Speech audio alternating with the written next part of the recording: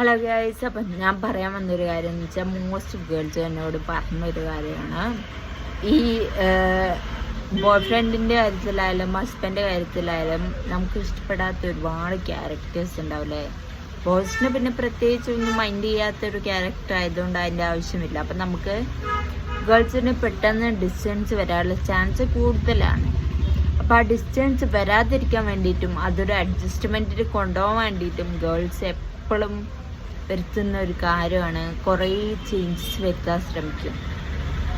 Boy ഫ്രണ്ടിനാണെങ്കിലും ഹസ്ബൻഡിനാണെങ്കിലും ഇങ്ങനെ ചെയ്യുക അങ്ങനെ ചെയ്യുക പറഞ്ഞ് ചെയ്യാനായിട്ട് നോക്കും.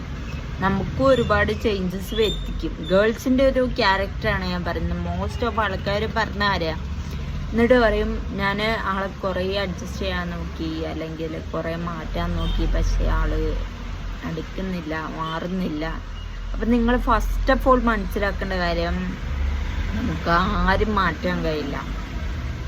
നമ്മൾ എത്ര ട്രൈ ചെയ്താലും മാറാൻ ആഗ്രഹിക്കുന്ന ആളാണെങ്കിൽ എന്താ പറയുക, ഈ ഒരു 100%-ൽ 1 or 2 or 3 മാക്സിമം 3% ആൾക്കാരെ മാറാനായിട്ട് അല്ലെ ഇഷ്ടപ്പെടുന്ന ആൾക്കാർക്ക് വേണ്ടി കുറച്ചൊക്കെ വ്യത്യാസം വരുത്താൻ തയ്യാറാവുന്നുള്ളൂ.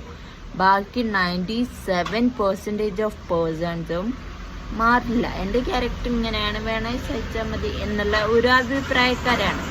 സോ നമ്മുടെ എഫേർട്ട് വേസ്റ്റ് ആവും മാത്രമേ ചെയ്യുള്ളൂ. അപ്പോൾ ആരും അത് ചെയ്യാതിരിക്കുക മാക്സിമം. ഞാൻ ആകെ എല്ലാവരോടും ഒരേപോലെ പറഞ്ഞൊരു കാര്യം എന്താണെന്ന് വെച്ചാൽ, if you can't change the boy, change the boy. ഞാൻ മാൻ എന്ന് പറയാത്ത എന്താണെന്ന് വെച്ചാൽ, മാൻ ആണെങ്കിൽ നമുക്ക് ചേഞ്ച് ചെയ്യേണ്ട ആവശ്യം വരില്ല. ബോയ് ആയതുകൊണ്ടാണ് നമുക്ക് ക്യാരക്ടർ ആയാലും ആളെ ആയാലും ചേഞ്ച് ചെയ്യേണ്ടി വരുന്നത്. So choose a man.